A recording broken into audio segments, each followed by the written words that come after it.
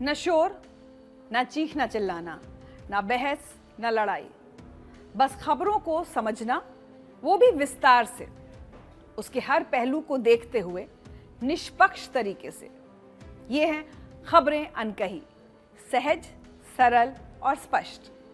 नमस्कार, मैं हूं ऋचा अनिरुद्ध।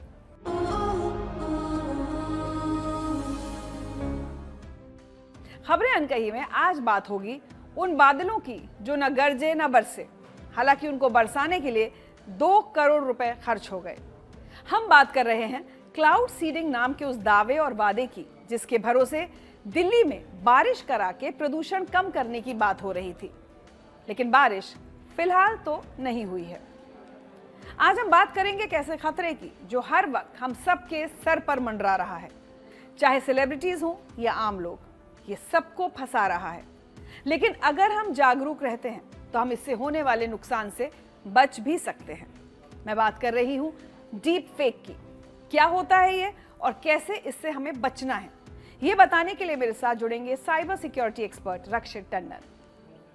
साथ ही आज मैं आपको बताऊंगी भारत की तीनों सेनाओं के युद्ध अभ्यास के बारे में, जिसने पाकिस्तान को चौकन्ना कर दिया है। इस अभ्यास का नाम है त्रिशूल। इन खबरों पर हम विस्तार से बात करें, लेकिन उससे पहले नजर डाल लेते हैं आज की बड़ी खबरों पर। अमेरिकी राष्ट्रपति डोनाल्ड ट्रंप ने पीएम नरेंद्र मोदी की तारीफ की है।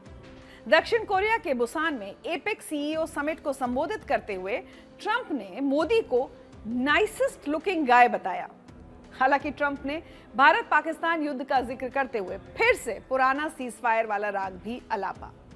राष्ट्रपति द्रौपदी मुर्मू ने आज अंबाला एयरबेस से राफेल जेट में उड़ान भरी। Air chief marshal AP Singh ने दूसरे एयरक्राफ्ट से उन्हें एस्कॉर्ट किया। द्रौपदी मुर्मू 2 फाइटर विमानों में उड़ान भरने वाली पहली राष्ट्रपति हैं। इससे पहले 7 अप्रैल 2023 को उन्होंने असम के तेजपुर एयरफोर्स स्टेशन से सुखोई 30 MKI फाइटर जेट में उड़ान भरी थी। बिहार चुनाव के लिए सभी दलों ने अपनी पूरी ताकत झोंक दी है। मुजफ्फरपुर में महागठबंधन की साझा रैली को संबोधित कर राहुल गांधी ने नीतीश कुमार और एनडीए पर निशाना साधा। उन्होंने कहा कि बिहार में बिहारियों का कोई भविष्य नहीं है, ये आज की सच्चाई है। दिवाली के बाद से दिल्ली की हवा जहरीली है। AQI अब भी खतरनाक श्रेणी में बना हुआ है। आसमान धुंधला, सांस लेना मुश्किल और हर तरफ स्मॉग की मोटी परत। दिल्ली सरकार पर सवाल उठ रहे हैं। हम भी इसके खिलाफ कैंपेन चला रहे हैं, सांस लूं या जी लूं। इतना सब हल्ला होने के बाद दिल्ली की मुख्यमंत्री रेखा गुप्ता ने क्लाउड सीडिंग यानी कृत्रिम बारिश कराने की कोशिश की। 28 अक्टूबर 2025 को IIT कानपुर से आया एक हेलीकॉप्टर दिल्ली के आसमान में उड़ा, लेकिन नतीजा निराशाजनक रहा। 3 बार कोशिश हुई, करीब 2 करोड़ रुपए खर्च हुए, लेकिन बारिश की एक बूंद भी नहीं बरसी। कहा जा रहा है फिर से कोशिश की जाएगी। लेकिन ये क्लाउड सीडिंग है क्या, कैसे काम करती है और क्यों ये प्रयोग इस बार विफल रहा? आइए इस पूरी कहानी को आसान भाषा में आपको समझाती हूं। क्लाउड सीडिंग का मतलब होता है बादलों को बीज देना। सुनने में थोड़ा अजीब लगता है। दरअसल ये एक वैज्ञानिक तरीका है जिससे बादलों को बारिश के लिए प्रेरित किया जाता है। आमतौर पर बादलों में छोटी छोटी पानी की बूंदें होती हैं, इतना तो हम सब लोग जानते हैं, जो इतनी हल्की होती हैं कि गिर नहीं पाती। वैज्ञानिक इन बादलों में बहुत महीन कण डाल देते हैं जब सीडिंग की जाती है, जैसे सिल्वर आयोडाइड, नमक या ड्राई आइस। ये कण बीज की तरह काम करते हैं, जिनके इर्द गिर्द पानी की भाप जमा होती है और बड़ी बड़ी बूंदें बन जाती हैं। जब ये बूंदें काफी भारी हो जाती हैं तो बारिश के रूप में गिरती हैं। यहां ध्यान देने वाली बात यह है कि क्लाउड सीडिंग प्रक्रिया से बादल नहीं बनते, ये सिर्फ मौजूदा बादलों को बारिश बरसाने में मदद करती है। दिल्ली सरकार ने मई 2025 में 5 क्लाउड सीडिंग प्रयोगों को मंजूरी दी थी, जिसका कुल बजट 3 करोड़ 21 लाख रुपए था। हर एक प्रयोग की लागत करीब 55 से 64 लाख रुपए आती है। 28 अक्टूबर को 2 बार उड़ान भरी गई, जिसमें लगभग 1 करोड़ 28 लाख रुपए खर्च हुए। इससे पहले 23 अक्टूबर को भी एक प्रयोग हुआ था जो विफल रहा। तो कुल मिलाकर 3 प्रयोगों में करीब 2 करोड़ रुपए खर्च हो चुके हैं। यह प्रोजेक्ट IIT कानपुर के नेतृत्व में चल रहा है, जो विमान की तैनाती, रसायनों का छिड़काव, वैज्ञानिक मॉडलिंग और पूरे ऑपरेशन की निगरानी कर रहा है। अब बात करते हैं क्लाउड सीडिंग में इस्तेमाल होने वाली तकनीक की। पहले मौसम विभाग उन बादलों की पहचान करता है जिनमें पानी की मात्रा ज्यादा हो। फिर विमान उस ऊंचाई पर उड़ता है जहां तापमान लगभग -5 डिग्री सेल्सियस होता है, क्योंकि इसी तापमान पर सीडिंग एजेंट सबसे अच्छे से काम करते हैं। विमान बादलों के बीच से गुजरते हुए रसायनों को छोड़ता है। ये रसायन वो लेयर बनाते हैं जिन पर पानी की भाप जम सकती है। धीरे धीरे पानी की बूंदें इन कणों के चारों ओर जमा होने लगती हैं और जब बूंदें काफी बड़ी और भारी हो जाती हैं तब वो बारिश के रूप में जमीन पर गिरती हैं। लेकिन यहाँ एक बड़ी शर्त है, इस तकनीक की सफलता कई चीजों पर निर्भर करती है, जैसे नमी की मात्रा, एरोसोल, बादलों की प्रकृति और हवा के पैटर्न। क्लाउड सीडिंग के लिए भारत में 2 मुख्य तकनीकें इस्तेमाल होती हैं, ठंडे बादलों के लिए अलग और गर्म बादलों के लिए अलग। ठंडे बादलों में जहां तापमान 0 डिग्री सेल्सियस से नीचे होता है, सिल्वर आयोडाइड के कण डाले जाते हैं। ये कण पानी और बर्फ को अपने साथ जमा कर लेते हैं और जब ये भारी होकर नीचे गिरते हैं तो रास्ते में पिघलकर बारिश बन जाते हैं। गर्म बादलों में जहां तापमान 0 से ऊपर होता है, सोडियम क्लोराइड यानी नमक या पोटेशियम क्लोराइड का इस्तेमाल होता है। दिल्ली के प्रयोग में सेस्ना 206H विमान का इस्तेमाल किया गया, जिसमें सिल्वर आयोडाइड और सोडियम क्लोराइड दोनों से भरे फ्लेयर्स लगे थे, जिनसे केमिकल का छिड़काव किया जाता है। 28 अक्टूबर को कुल 16 फ्लेयर्स का इस्तेमाल हुआ, हर उड़ान में 8-8। लेकिन प्रयोग सफल क्यों नहीं हुआ? तो इसकी सबसे बड़ी वजह थी बादलों में नमी की कमी। IIT कानपुर के डायरेक्टर मनिंद्र अग्रवाल ने बताया कि बादलों में सिर्फ 15 से 20% नमी थी, जबकि सफल क्लाउड सीडिंग के लिए ज्यादा नमी की जरूरत होती है। मौसम विभाग ने भी माना कि नमी की मात्रा 10 से 15% थी, जो आदर्श स्थिति नहीं थी।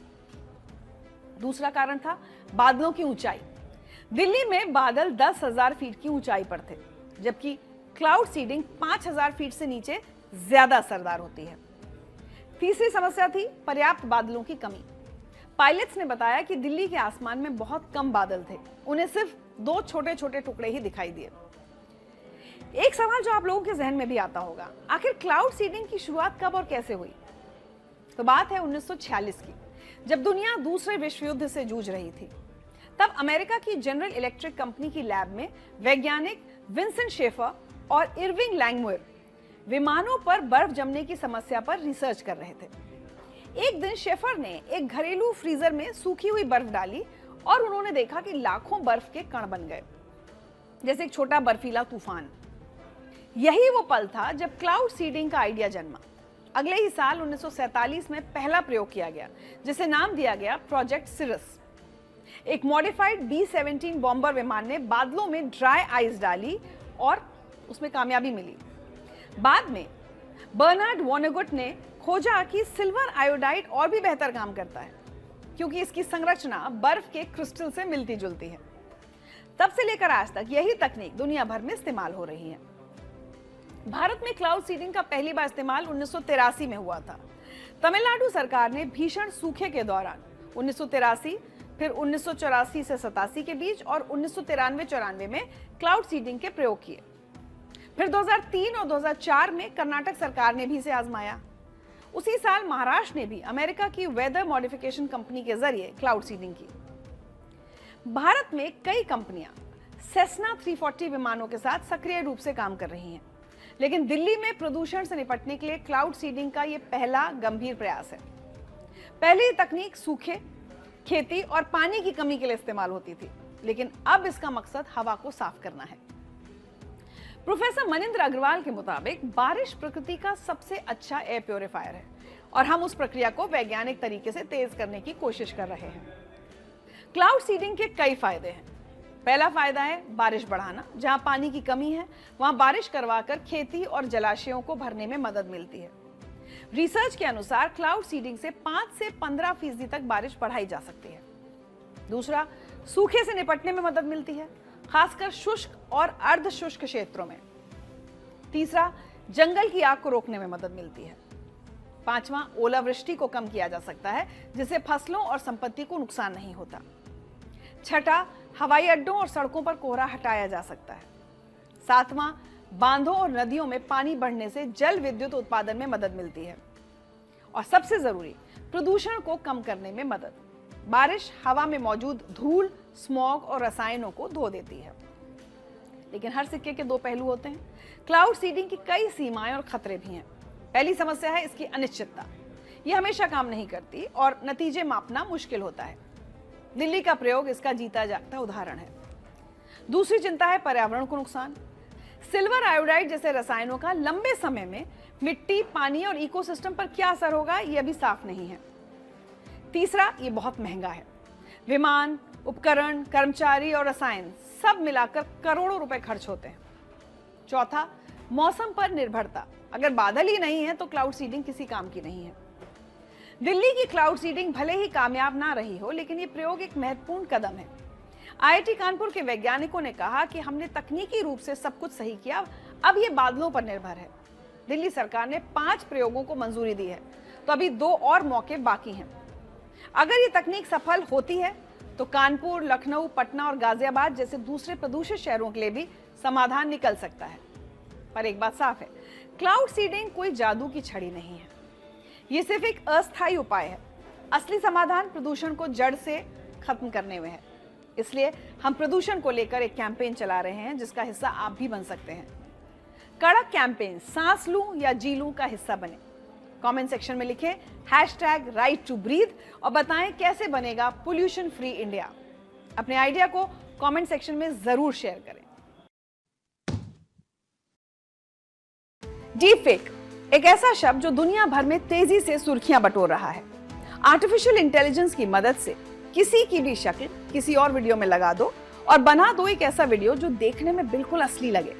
लेकिन जब ये तकनीक गलत हाथों में पड़ जाए तो इज्जत और परिवार और पैसा सब कुछ दांव पर लग जाते हैं। साउथ सिनेमा के मेगास्टार चिरंजीवी को हाल ही में जब पता चला कि उनके नाम पर अश्लील वीडियो पोर्नोग्राफिक वेबसाइट्स पर फैल रहे हैं, तो उनका पूरा परिवार सदमे में आ गया। वीडियो इतने असली दिख रहे थे कि लोग उस पर यकीन भी कर रहे हैं। चिरंजीवी ने तुरंत हैदराबाद साइबर क्राइम में शिकायत दर्ज करवाई और सिर्फ चिरंजीवी ही नहीं, बागेश्वर धाम के धीरेन्द्र कृष्ण शास्त्री के भी वीडियो वायरल हुए, जिनमें उन्हें हवा में उड़ते हुए दिखाया गया। धीरेन्द्र शास्त्री ने खुद दरबार में कहा, ये सब एआई की करतूत है। रश्मिका मंदाना, कैटरीना कैफ, अखिलेश यादव, प्रियंका चोपड़ा, ये लिस्ट काफी लंबी है। इसी डीप फेक की वजह से हरियाणा के फरीदाबाद में एक 19 साल के लड़के ने अपनी जान दे दी, क्योंकि उसे कथित तौर पर उसकी 3 बहनों की अश्लील तस्वीरों और वीडियोस के जरिए ब्लैकमेल किया गया था और उससे लाखों रुपए की मांग की गई थी। लेकिन इसका एक डरावना सच ये था कि ये जो तस्वीरें थी वो झूठी थी और एआई से बनाई गई थी। डीप फेक से लोग पैसे खो रहे हैं, इज्जत खो रहे हैं, रिश्ते खो रहे हैं और नींद और चैन खो रहे हैं। हालांकि अब भारत सरकार ने इसे लेकर सख्त कदम उठाया है। एक नया नियम आया है जिसके मुताबिक एआई से बनी हर सामग्री पर लेबल लगाना अनिवार्य है। यानी अब फेसबुक, इंस्टाग्राम, ट्विटर जैसे सभी प्लेटफॉर्म्स को साफ साफ बताना होगा कि कौन सी पोस्ट या वीडियो एआई से बना है। नहीं बताया तो सीधी कार्रवाई तय है। लेकिन अपराधियों पर कौन से नियम लागू होते हैं? ये डीप फेक काम कैसे करता है और इससे कैसे बचा जा सकता है? एआई के फायदे और नुकसान, इस सब पर बात करने के लिए आज मेरे साथ मौजूद हैं साइबर एक्सपर्ट रक्षित टंडन जी। बहुत बहुत स्वागत है रक्षित जी खबरें अनकही में। Thank you ma'am, thank you so much. इतने लोग डरे हुए हैं, इतने लोग परेशान हो रहे हो, जैसा मैंने कहा पैसा भी जा रहा है, रिश्ते जा रहे हैं, सब कुछ। तो सबसे पहले तो मैं आपसे जानना चाहूंगी, डीप फेक होता क्या है? ये synthetic content, synthetic video, real नहीं है ये। डीप लर्निंग और फेक है। तो डीप लर्निंग और फेक को मिलके हम लोग डीप फेक बोलते हैं। आर्टिफिशियल इंटेलिजेंस की मदद से, एल्गोरिथम्स की मदद से खूब सारा डेटा कलेक्ट किया जाता है, ऑडियो, वीडियो, और ऑटो इनकोडर्स की मदद से, और जेनरेटिव एडवर्सरियल नेटवर्क्स होते हैं, एनकोडर्स होते हैं, टेक्निकल टर्म्स हैं, जिनकी मदद से ये टेक्नोलॉजी से ये वीडियो बना लिए जाते हैं। ये रियल नहीं होते, ये फेक होते हैं। आपकी आवाज़ सेम होगी, आपका लिप मूवमेंट, चेहरा, ये सब वो कैप्चर कर लेते हैं आपके तमाम वीडियोस से। अच्छा। और अब तो उसमें जो नया एक सबसे बड़ा चैलेंज जिस वजह से इस बच्चे का नुकसान हुआ, सुसाइड हुआ है, वो डीप फेक के साथ साथ अब एक डीप न्यूड्स और डीप पॉर्न, ये वर्ड एक नया ऐड हो गया है, जिसमें बहुत गलत कंटेंट बना दिया जाता है। अभी थोड़े दिन पहले एक बच्चा है जिसकी अभी सगाई होने वाली है, उसने एक नॉर्मल तस्वीर अपने मित्र के साथ खिंचवाते ना, जैसे हमने खिंचवा ली सेल्फी, वो तस्वीर को ऐसा बना दिया जैसे कि वो एक दूसरे को हग करके किस कर रहे हैं। और ये उन्होंने AI से बनाया और उसको जब पोस्ट किया तो ऑब्वियसली उसकी लाइफ में टेंशन और उथल पुथल हो गई और पूरा मानसिक उत्पीड़न हुआ, कंप्लेंट करी गई, वो फोटो हटा दी गई और वो आदमी जिसने वो इंस्टाग्राम नकली अकाउंट बनाया था वो ट्रैक हो गया और ट्रेस हो गया। अभी आपने पढ़ा होगा छत्तीसगढ़ के अंदर एक छात्र को पकड़ा गया 22 साल के, जिसने 36 बच्चियों की 36 गर्ल्स की डीप फेक पिक्चर्स बना दी। तो ये डीप फेक बेसिकली ये जनरेटिव AI के माध्यम से और वॉइस और फेस स्वैपिंग के माध्यम से डिजिटल कंटेंट बनाया जाता है और ये टोटली फेक है। अगर अब आप इसके फ़ायदे की बात करें तो अब हिस्टोरियंस हैं, हमें एक हिस्टोरियन से सीखना है, भाई न्यूटन से सीखना है, न्यूटन लॉ क्या है, तो हम उसका वीडियो देख सकते हैं। हमारे यहाँ किसी कोई चला गया, हमें उसकी याद आ रही है, वो आके अपनी आवाज़ में हमको कुछ समझा रहा है। आपने देखा आजकल शादी ब्याह में लोग अपने पुराने जो लोग चले गए ऊपर उनके वीडियोस दिखा देते हैं कि देखो वो आए बच्चों को आशीर्वाद देने। तो कहने को इसके ये इस तरह से बनाया गया था, लेकिन अब हो क्या रहा है, अभी एक बहुत बड़ी सेलिब्रिटी है, वो इन्फ्लुएंसर है, उनकी तस्वीर ली, उनकी आवाज़ ली और एक वीडियो बना दिया कि 1 लाख लगाएं 10 लाख कमाएं। ये इन्वेस्टमेंट स्कैम इससे में चरम सीमा पे है। अभी लास्ट 2 दिन पहले खबर आई है कि बेंगलोर, दिल्ली, NCR और हैदराबाद में मिला के 30,000 कंप्लेंट आई और 1500 करोड़ का नुकसान पहुंचा। और तेलंगाना में तो एक टेकी भाई साहब हैं जो सॉफ्टवेयर इंजीनियर है, जिनके 3.5 करोड़ चले गए। Educated people are following and ये रियल लगते हैं, इन्वेस्टमेंट के वीडियोस में बिल्कुल रियल लगते हैं। ऐसा लगता है कि वो डीमेट अकाउंट है आपका, उसमें आपके शेयर्स बढ़ रहे हैं और वो लालच देते हैं, आपको बढ़ाते हुए दिखाते हैं, आपको ऐप में दिखता है बढ़ रहा है, शुरू में कुछ पैसा भी देते हैं लेकिन बाद में वो ऐप चलना बंद हो जाता है। सदगुरु की भी तस्वीरें यूज हुई हैं, कोई ये वीडियो हुआ एक बेंगलोर में महिला के साथ 4.25 करोड़ का नुकसान हुआ। वो लगाती चली गई और उन्होंने ये नकली वीडियो सदगुरु साहब का, तो उन्होंने कोर्ट में जाके लीगली उनको वो लिया और हटवाए सारे वीडियोस। लेकिन अब हो क्या रहा है आज की तारीख में, जो सेलिब्रिटीज हैं on all social medias you find so many videos. हमारे कितने पत्रकार साहिबान हैं, उनके ऐसे नकली वीडियोस बने हुए हैं जिसमें वो कह रहे हैं, किसी आपने सुना होगा पीछे हमारी जो फाइनेंस मिनिस्टर है उनका बन गया था, जिसमें वो ये कहती हुई सुनाई दे रही है कि ये एक बड़ा अच्छा प्लेटफॉर्म बना है, ये लोगों की दुनिया बदल देगा, आप 17-21 हज़ार रुपये लगाएं और 17 लाख का मुनाफा लें। अब कितनों को समझाओगे कि ये डीप फेक है? अच्छा, पहचानना आसान होता है, आप लिव मूवमेंट देखो, आंखों का मूवमेंट देखो, वो आपको बता देगा वो अननेचुरल है। मुझे इनफैक्ट यही जानना है कि जैसे आपने कहा कि किसी महिला का 3 करोड़ 4 करोड़ इतना पैसा है, तो इतनी समझ नहीं है कि सदगुरु थोड़ी किसी को इन्वेस्टमेंट के बारे में बताएंगे या निर्मला सीतारमण थोड़ी आके किसी प्लेटफॉर्म के बारे में बताएंगे? मैं ये देख रहा हूँ आजकल लोगों में इतना सोशल मीडिया कंटेंट कंजम्पशन है, तो उस दौरान जब ये कंटेंट बीच में आता है और जो 3 हमारी वीकनेसेस हैं लोगों की, एक डर जो आज भी डिजिटल अरेस्ट में यूज हो रहा है और उसमें नकली पुलिस ऑफिसर और कभी कभी CJI साहब की आवाज सुनाई दे जाती है वॉइस क्लोनिंग, वो भी डीप फेक है, वो भी डीप फेक है, voice cloning is also deep fake. दूसरा इन्वेस्टमेंट लालच, पैसा ग्रो हो रहा है आपका। अच्छा, इतने बदमाश हैं, शुरू में दे भी देते हैं पैसा, आपने 10,000 लगाया, आपको 20 दे दिए, आप निकाल लो 20, तो आपको बड़ा अच्छा लगा कि भाई देखो 10 के 20 हो गए, आपने 20 दिए 40 कर देगा, और जैसे ही आपने स्टेक बढ़ाई फिर वो निकालने नहीं देगा, एंड देन यू रियलाइज कि मेरे साथ स्कैम हो गया। तो ये पिग बुचरिंग भी कहते हैं इसको। तो लालच और डर, ये 2 कमजोरियां, और ऊपर से ओवर कंजम्पशन ऑफ कंटेंट, जो हम स्क्रोलिंग हैबिट्स में फंस गए हैं, वो हमारी अपनी कॉग्निटिव थिंकिंग को भी कहीं ना कहीं असर डाल रहा है। और ये देखने में तो बहुत रियल लगते हैं, आप देखिए इनमें आवाज़ सुनिए, शक्ल देखिए, तो 1 सेकंड को आदमी को लगता है कि ये रियल है। एक सेलिब्रिटी अपने मुंह से कह रहा है कि हाँ भाई इसमें निवेश करिए, तो हम उसे एक विज्ञापन समझने लगते हैं। तो ये हैकर्स इसका मिसयूज कर रहे हैं और नकली प्रोफाइल्स बनाना, नकली फोटोज बनाना, और फिर उससे मैं, अब जैसे ये वाला केस था बच्चे वाला, ये बड़ा सैड है। मतलब आप, और उस बच्चे को यही नहीं पता था इस पे हेल्प है, और IT एक्ट में आज भी 66D में और 67 में यह अपराध है। ये जो आपको मैंने उदाहरण दिए छत्तीसगढ़ में जो पकड़ा गया, और ये लड़का जो अभी गोवा में भी एक 22 साल का पकड़ा गया, तो ये कैसे पकड़ा पुलिस ने? ट्रेस किया ना। डिजिटल फुटप्रिंट्स आपके मिटते नहीं है। अगर आप कोई भी ऐसा कंटेंट क्रिएट कर रहे हो तो you are giving your digital footprint to it. आपने अगर उसे कहीं पब्लिश किया है यूट्यूब पे, इंस्टाग्राम पे, so these cyber crime units are very well equipped to go behind and track and nab the person.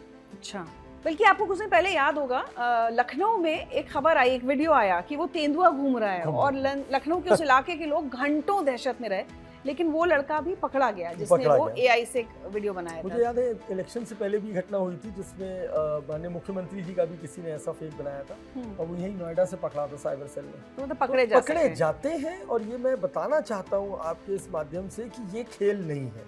आज आप किसी को तंग करने के लिए, एक्सपेरिमेंट करने के लिए कोई गलत तस्वीर बना के शेयर कर रहे हैं, you are sharing your footprint. और अगर हम साइबर में इससे सीरियस, और कंप्लेंट हो रही है, अब तो कंप्लेंट डीप फेक्स के खूब हो रहे हैं। अब ये देखिए जो चिरंजीवी ने भी किया है, अब चिरंजीवी साहब ने वहाँ हैदराबाद में किया है। तो ये इस समय मैं समझता हूँ कि अब लोगों को अपनी डिजिटल डाइट और डिजिटल कंटेंट पे फिल्टर लगाना ज़रूरी है। अपनी ह्यूमन इंटेलिजेंस को इस AI के सामने कमज़ोर मत करिए। मुझे आप ये बताइए कि ये डीप फेक वीडियो बनाना क्या बहुत आसान है कि मतलब मैं बिल्कुल। जिसके लिए चाहूँ मैं बना सकती हूँ, हाँ या जी, उसके लिए बिल्कुल एक नहीं, और no IT training, no professionals no ही? No, I am sorry, it will take 30 seconds. आप बताइए, मैं आपको अभी अपने फ़ोन पे बताएं किसका, आप ही का बना देता हूँ। आप ही की तस्वीर लूंगा और रक्षित टंडन की जगह मैं यहाँ पे कटरीना कैफ को आपके साथ खड़ा कर दूंगा और वो तस्वीर रियल लगेगी और मैं ये पब्लिश करूंगा कि देखिए मैंने कटरीना कैफ का इंटरव्यू किया। एंड आई एम सॉरी, ये हो रहा है। तो व्हेन इट इज हैपनिंग तो people are experimenting, and when they are experimenting और अगर वो बाहर चला जाए तो इट बिकम्स अ क्राइम। आपको याद होगा अभी एक बच्ची का इंटरव्यू आया था, काफ़ी वायरल हुआ था। एक ट्रेंड चला, ये AI ट्रेंड आया कि आप अपनी तस्वीरों को खूबसूरत साड़ी में बदलिए। बच्ची ने अपनी एक पूरी फुल सूट की तस्वीर उसमें डाली कि आप इसे रेट्रो तस्वीर बदल दीजिए। उसने एक बढ़िया सुंदर जॉर्जेट साड़ी और सीवलेस ब्लाउज के साथ बढ़िया सुंदर तस्वीर बना दी। वो लड़की जब डरी, जब उसे अपने राइट हैंड पे कंधे पे मोल दिखाई दिया। उसका सवाल ये था कि जो मैंने तस्वीर इनपुट करी वो तो फुल सूट में थी, AI को कैसे पता मेरे कंधे पे एक तिल है। तो आज ये जब आप डेटा डालते हो ना इन जनरेटिव AIs को, दे आर लर्निंग यू। कभी पुरानी कोई और फोटो आपने होगी पहले कोई जिसमें तस्वीर ली होगी स्लीवलेस, कि मेरी ये तस्वीर जरा ठीक कर दो, इसमें से पीछे इन्हें हटा दो, अच्छा लगे, बैकड्रॉप आ जाए। आपने तो बड़ी इनोसेंट इंटेंशन से दिया, AI ने आपको लर्न कर लिया। तो जब आप अगली बार फोटो डाल रहे हो तो उसको वो पुरानी, तो AI एल्गोरिथम्स, ये जो डीप लर्निंग है, ये पहले सारा डेटा कलेक्ट करते हैं। आपकी सारी तरीके की आवाज़ें, आप कैसे बोलते हो, आपके मॉड्यूलेशंस क्या है, फिर उसके बाद एक न्यूरल नेटवर्क को दिया जाता है जो ऑटो इनकोडर्स वगैरह यूज करके मेरी ही आवाज में जो टेक्स्ट मैं डालूंगा वो आपको सुना देगा। इससे आपकी बात से याद आया, आजकल कई बार फेसबुक और उसमें ये सब नहीं चलने लगता है कि 20 साल पहले हम कैसे दिखते थे। ये देखिए, ये भी तो ये मेरा पुराना 20 साल पुराना भी डेटा कलेक्ट करने की कोशिश हो रही है। बिल्कुल। ये मैं आपको एक तस्वीर दिखा रहा हूँ, ये तस्वीर अभी बनाई गई है और ये मैंने तस्वीर इनपुट करी है और ये उसने आईफिल टावर पे हमें खड़ा कर दिया कि हम आईफिल टावर पे लेक्चर दे रहे हैं। ठीक है, ये देखिए हम किसके साथ पॉडकास्ट कर रहे हैं। Oh my God. और हमने सिर्फ ये फोटो दी थी और अंग्रेजी में लिखा मेरी एक फोटो बना दीजिए इन सज्जन के साथ। और अगर मैं ये डाल दूंगा तो आप लोग तो बड़े हो रहे, भाई रक्षित जी आप कहाँ पहुंच गए। This is the end this happened in 10 seconds. So now I think जो हम लोग वर्ड यूज करेंगे साइबर डिसिप्लिन कहते हैं। और मैं अब इसलिए घबरा रहा हूँ कि अब ये मामले मेरे पास स्कूलों से आने शुरू हो गए। ये जो बड़े लोगों के साथ आपने अभी उदाहरण दी है, ये सदगुरु जी के साथ हुआ या चिरंजीवी जी के साथ हुआ। अब आप सोचो स्कूल्स और स्कूल के प्रिंसिपल्स परेशान है कि वहाँ वो बच्चे का आ जाता है कि साहब मेरे बच्चे का गलत फोटो बना दिया या AI में कुछ गलत कहते हुए दिखा दिया। So that is a concerning issue and children committing such offences at this stage is very serious. अच्छा, कई बार ये भी हो सकता है कि किसी की कोई ऐसी फोटो हो जिसको वो ये कह दे कि नहीं नहीं AI से बनाई गई है, तो क्या एक तरीका है आपके पास जो आप बता सकें कि क्या वाकई AI से ही बनी है या असल में इस व्यक्ति का ये वीडियो जो है वो गलत वीडियो है? बिल्कुल, हमारे पास ऐसे स्कैनर्स हैं। मैं एक नाम तो बता ही देता हूँ, आप लोग ट्राई भी करिएगा जो सुन रहे हैं। डीपवेयर, डीपवेयर WARE वाला, WARE, deepware.ai। It's a live scanner. You can give a URL, अगर आप पे कोई लिंक है आप दे दो, उसमें एक मीटर चलता है रेड और ग्रीन। तो अगर वो रेड की तरफ जा रहा है फेक है, ग्रीन की तरफ जा रहा है ओके है। So there are tools now, real time tools जो स्कैन करके बता देते हैं कि दिस कंटेंट इज सिंथेटिक और इट इज जेन्युइन। तो इस पे काम हो रहा है, इस पे कई लोग और रिसर्च कर रहे हैं क्योंकि अब इसकी ज़रूरत है। ये फॉल्स इन्फॉर्मेशन, फेक डिसमिनेशन, अब तो कई न्यूज़ एंकर्स बन गए हैं, AI news anchors, they are reading news.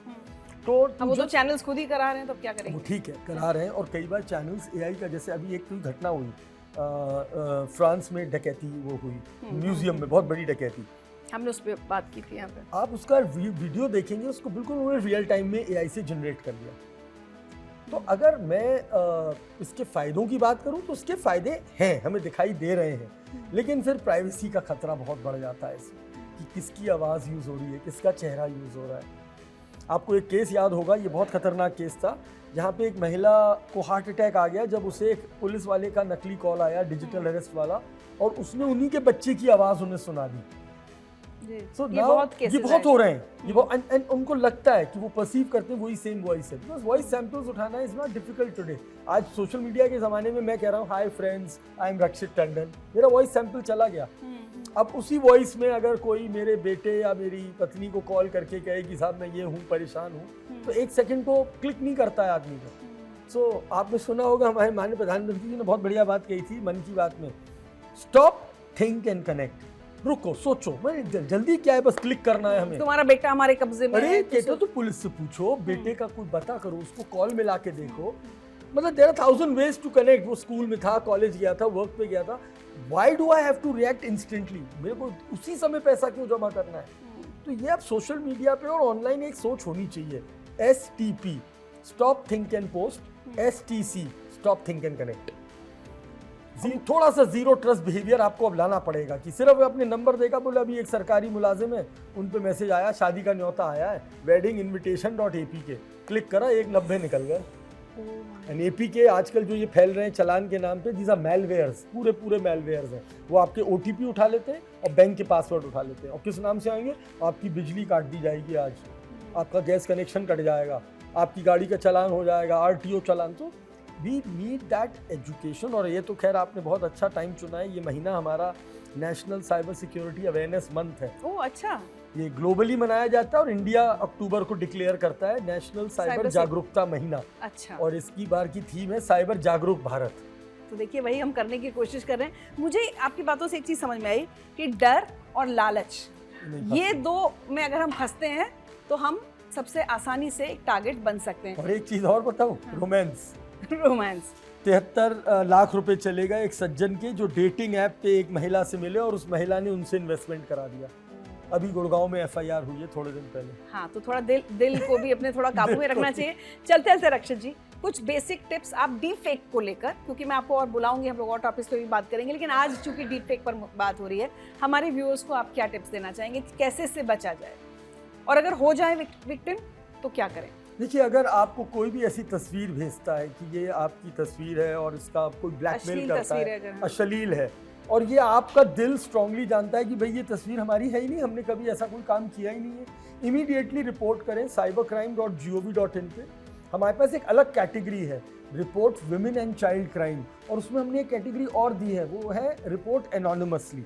दूसरा, आपको डरना नहीं है। पहली बात, अगर आप सूचित ही नहीं करेंगे पुलिस को तो हमें पता ही नहीं चलेगा क्या हो रहा है। आप सूचित करिए और अपने दोस्तों और रिश्तेदारों को अपने सोशल मीडिया के थ्रू अवेयर करिए कि भाई ऐसे नकली वीडियोस चल रहे हैं, इन पे आप ध्यान ना दें। मुझे याद है लोन केसेस में भी ऐसी घटनाएं हुई थी, जो फर्जी लोन ऐप्स थे उनमें भी डीप फेक्स बन जाते थे और लोगों को डराया जाता था। अच्छा।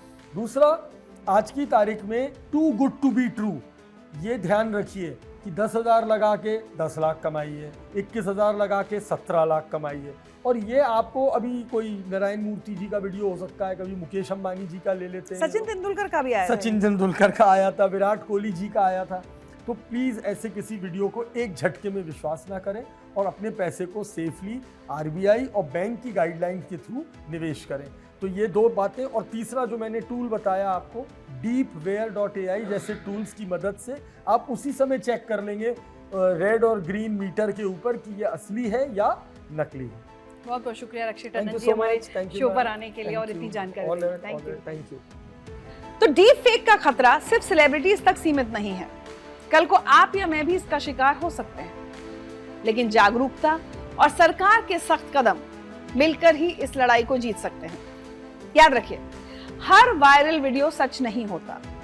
शेयर बटन दबाने से पहले, कहीं पैसा देने से पहले एक बार सोचिए जरूर, कहीं ये डीप फेक तो नहीं है।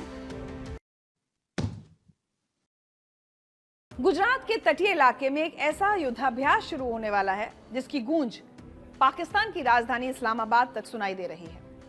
भारत की तीनों सेनाओं का विशाल संयुक्त अभ्यास त्रिशूल 2025, एक ऐसा नाम जो अपने आप में ताकत का प्रतीक है।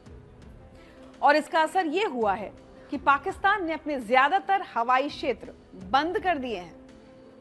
जी हां, ये सच है। लेकिन ये कहानी यहीं से शुरू नहीं होती। इसकी शुरुआत होती है उस जगह से जहां समुद्र, रेगिस्तान और दो देशों की सीमाएं मिलती हैं, सर क्रीक और कच्छ के रण से। सर क्रीक, ये नाम सुनते ही भारत पाकिस्तान के बीच के पुराने विवादों की यादें ताजा हो जाती हैं। गुजरात और पाकिस्तान के सिंध प्रांत के बीच की ये 96 किलोमीटर लंबी खाड़ी दशकों से दोनों देशों के बीच विवाद का केंद्र रही है। ये सिर्फ जमीन का टुकड़ा नहीं है, यहाँ समुद्री संसाधन है, मछली पकड़ने के अधिकार हैं और सबसे महत्वपूर्ण रणनीतिक महत्व है। पिछले कुछ महीनों से इस इलाके में कुछ खास हलचल देखी जा रही थी। पाकिस्तान ने अपनी सैन्य गतिविधियां यहां बढ़ाई थी। वहां नए बंकर बने, सैनिकों की तैनाती बढ़ी। भारतीय खुफिया एजेंसीज ने इन गतिविधियों पर नजर रखी और सरकार को रिपोर्ट दी। नतीजा, रक्षा मंत्री राजनाथ सिंह की चेतावनी और फिर त्रिशूल 2025 की घोषणा। रक्षा मंत्री ने साफ शब्दों में कहा, सर क्रीक में कोई गुस्ताखी बर्दाश्त नहीं की जाएगी। ये चेतावनी कोई खोखला बयान नहीं है, इसके पीछे है भारत की तैयारी, भारत की ताकत और भारत का संकल्प। अब बात करते हैं त्रिशूल 2025 की। ये कोई साधारण युद्धाभ्यास नहीं है, ये भारत की तीनों सेनाओं, थल सेना, नौसेना और वायुसेना का संयुक्त महाअभ्यास है। जैसे भगवान शिव का त्रिशूल 3 नोकों वाला होता है, वैसे ही ये अभ्यास भी तीनों सेनाओं की एकजुट शक्ति का प्रदर्शन है। गुजरात के कच्छ क्षेत्र में जहां रेगिस्तान मिलता है समुद्र से, वहां भारतीय सेना ने अपनी पूरी ताकत उतार दी है। थल सेना ने एक पूरा डिवीजन तैनात किया है। इसमें शामिल हैं आधुनिक टैंक्स जो रेगिस्तान की रेत पर भी दौड़ सकते हैं। नौसेना का योगदान भी कम नहीं। अरब सागर में भारतीय युद्धपोत किसी खतरे से निपटने के लिए तैयार खड़े हैं। ये सिर्फ जहाज नहीं, समुद्र पर तैरते हुए किले हैं जो एक साथ कई दुश्मनों से लड़ने की क्षमता रखते हैं। और वायुसेना ने अपने सबसे घातक हथियार भेजे हैं, सुखोई Su-30 MKI और राफेल लड़ाकू विमान। राफेल जो भारत के शस्त्रों के भंडारण में नया है, लेकिन अपनी क्षमताओं में किसी से कम नहीं। अब सवाल उठता है कि इतनी बड़ी तैयारी किस लिए? क्या ये सिर्फ एक अभ्यास है या इसके पीछे कोई बड़ा संदेश है? पहली बात, ये वार्षिक अभ्यास है। हर साल भारत अपनी सेनाओं को प्रशिक्षित करता है, उनके तालमेल को बेहतर बनाता है। युद्ध के समय तीनों सेनाओं को एक साथ काम करना होता है। अगर थल सेना आगे बढ़ रही है तो वायुसेना को हवाई सुरक्षा देनी होती है। अगर नौसेना समुद्र से हमला कर रही है तो थल सेना को तटीय इलाके सुरक्षित करने होते हैं। ये तालमेल बिना अभ्यास के नहीं बनता। दूसरी बात, भौगोलिक महत्व। कच्छ का रण और सर क्रीक इलाका रणनीतिक रूप से बेहद संवेदनशील है। 1965 और 1971 के युद्धों में भी इस क्षेत्र में लड़ाई हुई थी। 1999 में करगिल युद्ध के दौरान भी यहाँ सैन्य गतिविधियां बढ़ी थी। ये इलाका ऐसा है जहां दुश्मन आसानी से घुसपैठ कर सकता है अगर सुरक्षा में कोई कमी हो जाए। तीसरी और सबसे महत्वपूर्ण बात, पाकिस्तान की हरकतें। पिछले कुछ समय से पाकिस्तान ने सर क्रीक इलाके में अपनी सैन्य उपस्थिति बढ़ाई थी। वहां नए बंकर बने, सैनिकों की तैनाती बढ़ाई गई। भारतीय खुफिया एजेंसीज ने इन गतिविधियों पर नजर रखी और सरकार को रिपोर्ट दी, जिसका नतीजा है त्रिशूल 2025। जैसे ही भारत ने त्रिशूल युद्धाभ्यास की घोषणा की, पाकिस्तान में हड़कंप मच गया। शहबाज शरीफ ने तुरंत अपने ज्यादातर हवाई क्षेत्र बंद कर दिए। लेकिन क्यों? पहला कारण है सुरक्षा की चिंता। जब भारतीय वायुसेना के राफेल और सुखोई जैसे आधुनिक लड़ाकू विमान अभ्यास कर रहे होते हैं तो वो सीमा के पास भी उड़ान भरते हैं। पाकिस्तान को डर है कि कहीं कोई पैसेंजर एयरक्राफ्ट गलती से इस इलाके में न चला जाए। 2019 में बालाकोट हमले के बाद भी ऐसा ही हुआ था, जब पाकिस्तान ने अपना हवाई क्षेत्र बंद किया था। दूसरा कारण है रडार की निगरानी।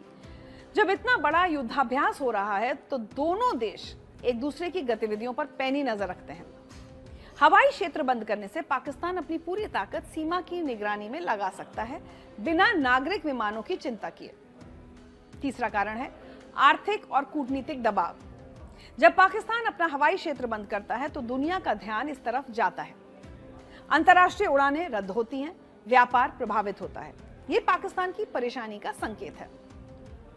कच्छ का रण दुनिया के सबसे अनोखे भूभागों में से एक है। बारिश के मौसम में यहाँ पानी भर जाता है और सर्दियों में ये सफेद नमक के मैदान में बदल जाता है। सैन्य दृष्टि से ये बेहद चुनौतीपूर्ण इलाका है। यहाँ टैंक चलाना आसान नहीं।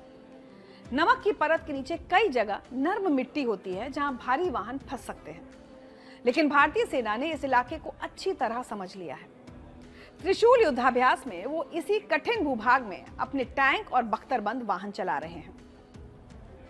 रात में यहाँ तापमान 0 से नीचे चला जाता है और दिन में 40 डिग्री तक पहुंच जाता है। सैनिकों के लिए ये बेहद कठिन परिस्थितियां हैं, लेकिन असली युद्ध में परिस्थितियां आदर्श नहीं होती। इसलिए ये अभ्यास सैनिकों को हर हाल में लड़ने के लिए तैयार करता है। अरब सागर में भारतीय नौसेना के जहाज सिर्फ तैर नहीं रहे, बल्कि एक पूरी रणनीति का हिस्सा हैं। सरक्रीक के पास का समुद्री इलाका बेहद महत्वपूर्ण है। यहाँ से व्यापारिक जहाज गुजरते हैं, मछुआरे काम करते हैं। नौसेना के स्टेल्थ फ्रिगेट आईएनएस उदयगिरी और आईएनएस हिमगिरी कई तरह के हथियारों से लैस हैं। इनमें पनडुब्बी रोधी मिसाइलें हैं, हवाई हमलों से बचाव की क्षमता है और सतह पर मौजूद दुश्मनों के जहाजों को नष्ट करने के हथियार हैं।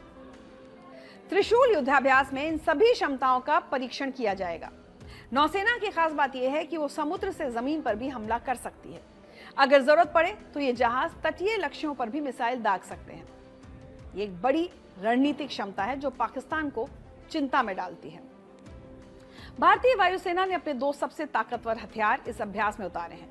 सुखोई Su-30 MKI जो दशकों से भारतीय आसमान की रक्षा कर रहा है, और राफेल जो फ्रांस से आया नया योद्धा है। राफेल की खासियत है इसकी बहुमुखी क्षमता।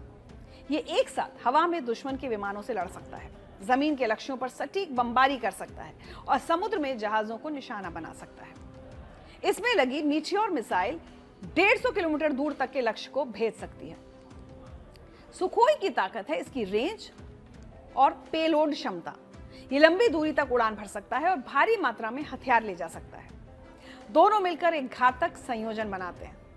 त्रिशूल में ये विमान दिन और रात दोनों समय उड़ान भरेंगे। वो थल सेना को हवाई सुरक्षा देंगे, नौसेना के साथ समन्वय करेंगे और दुश्मन के संभावित ठिकानों पर हमले का अभ्यास करेंगे। कच्छ और सरक्रीक का इतिहास संघर्षों से भरा है। 1965 में भारत पाकिस्तान युद्ध से पहले अप्रैल में कच्छ के रण में झड़पें हुई थी। पाकिस्तान ने दावा किया था कि कच्छ का एक बड़ा हिस्सा उसका है। भारत ने इसे खारिज कर दिया और दोनों सेनाओं में मुठभेड़ हुई। बाद में अंतर्राष्ट्रीय मध्यस्थता से मामला सुलझा, लेकिन सरक्रीक का मुद्दा आज भी अनसुलझा है। 1971 के युद्ध में भी यहाँ लड़ाई हुई। करगिल युद्ध के दौरान भी इस इलाके में तनाव रहा। ये इतिहास दोनों देशों को याद दिलाता है कि इलाका कितना संवेदनशील है। एक छोटी सी गलती भी बड़े संघर्ष में बदल सकती है। हालांकि रक्षा मंत्री राजनाथ सिंह कह चुके हैं कि पाकिस्तान ने अगर कोई हिमाकत की तो अंजाम ऑपरेशन सिंदूर से भी भयानक होगा। पाकिस्तान के लिए संदेश साफ है, भारत तैयार है। अगर पाकिस्तान ने कोई गलत कदम उठाया तो भारत की तीनों सेनाएं तुरंत जवाब देने के लिए तैयार हैं। ये ताकत का प्रदर्शन नहीं, बल्कि ताकत की वास्तविकता है। अंतर्राष्ट्रीय समुदाय के लिए संदेश है कि भारत अपनी सीमाओं की सुरक्षा को लेकर गंभीर है। वो किसी भी खतरे को हल्के में नहीं लेता। और सबसे अहम बात, अपने सैनिकों के लिए संदेश है, तुम अकेले नहीं हो, तीनों सेनाएं साथ हैं, सरकार तुम्हारे साथ है और पूरा देश तुम्हारे पीछे खड़ा है। तो खबरें अनकही में आज इतना ही, लेकिन चलते चलते आपको दिखाती हूँ 2 तस्वीरें। राष्ट्रपति द्रौपदी मुर्मू ने आज अंबाला एयरफोर्स स्टेशन से फाइटर प्लेन राफेल में उड़ान भरी। राष्ट्रपति फ्लाइट सूट पहनकर राफेल में बैठी और टेक ऑफ से पहले हाथ हिलाकर अभिवादन किया।